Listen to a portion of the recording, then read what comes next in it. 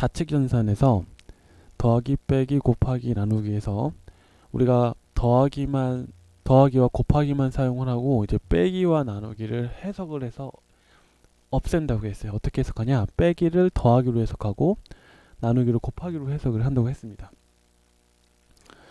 우리가 항이라고 하는 것을 배웠는데 우리가 항을 어떻게 정의했냐면 뭐 어떤 수들이 이렇게 있어요. 근데 이게 곱하기로 연결이 돼 있어. 그럼 얘는 하나의 항이에요. 근데 어떤 수들이 곱하기도 있고 뭐 더하기도 있고 뭐 이런 식으로 있다라고 하면 이 각각이 항인 겁니다. 그래서 얘는 항이 3개죠. 그죠?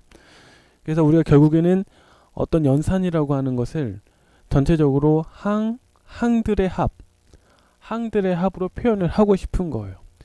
예를 들어서 이런 연산이 있다.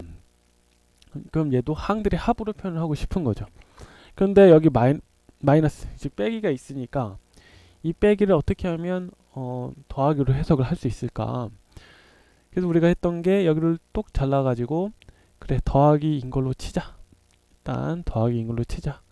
라고 했을 때 얘가 무엇이냐라고 우리가 생각을 해보면 어떤 결론을 얻을 수 있었냐면 플러스 1 더하기 마이너스 3으로 우리가 해석을 할 수 있었고, 그래서 우리가 다시 이 식을 항들의 합으로 표현할 수 있었다. 요거 같은 경우도 플러스 1하고 플러스 3으로 우리가 표현을 할 수 있기 때문에 항들의 합으로 우리가 볼 수 있다. 이겁니다. 자, 우리가 지금 이 시간에 볼 거는 그러한 빼기를 좀 더 세련되게 표현하는 방법이 있다 이거예요.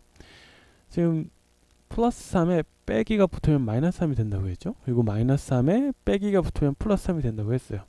근데 이것이 정확히 어떻게 해석이 될 수 있냐, 어떻게 볼 수 있냐, 동치인 관계로 어떻게 볼 수 있냐면 지금 이 마이너스 3이라고 하는 애는 마이너스 1 곱하기 플러스 3이라고 할 수 있는데, 그렇다면 이 플러스 3 이게 같으니까 빼기를 어떻게 볼 수 있다? 마이너스 1 곱한 걸로 볼 수 있지 않을까라고 하는 거예요.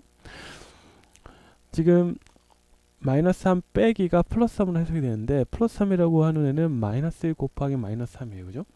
그러면 얘랑 비교를 하면 우리가 이 빼기라고 하는 걸 어떻게 해석을 할 수 있을까? 지금 마이너스 3 여기 공통이고 여기 빼기가 있으니까 우리가 빼기를 마이너스 1 곱하기로 해석을 하면 그것이 상관이 없지 않을까라고 하는 발상이에요. 발상.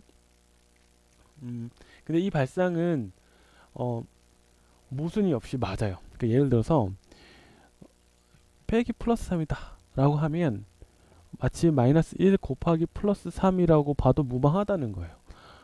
빼기 마이너스 5다 라고 하면 이 빼기를 마이너스 1 곱하기 라고 하고 나머지를 이렇게 표현해도 상관이 없다는 겁니다. 모순이 없다는 거예요. 빼기 플러스 7이다 라고 하는 것은 마이너스 1 곱하기 이렇게 해석을 할 수 있다는 겁니다. 이렇게 보는 이유는 다시 말하지만 이 빼기라고 하는 녀석이 이렇게 되는데 그 빼기 마이너스 3을 이렇게 해석을 하고 나서 비교를 하고 보니까 여기랑 여기를 비교를 하고 보니까 마이너스 3 여기도 마이너스 3 여기 플러스 3 여기 플러스 3 그러니까 이 빼기의 역할이 양쪽이 플러스 3이든 마이너스 3이든 뭐냐 마이너스 1 곱하기로 표현이 될 수 있다라고 하는 거예요. 그래서 우리가 이러한 식을 바꿀 때도 어떻게 변환할 수 있냐면 이 빼기라고 하는 애를 마이너스 1 곱하기로 해석을 할 수 있다는 거예요. 그래서 플러스 2 더하기 한 다음에 마이너스 1 곱하기 플러스 3 이렇게, 물론 이때 여기를 더하기로 채워준다는 거예요.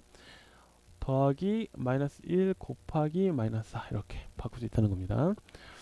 자, 그러면 계산을 이렇게 할 수 있죠. 플러스 2 마이너스 3 더하기 플러스 4 그래서 이 계산하면 된다 이거예요.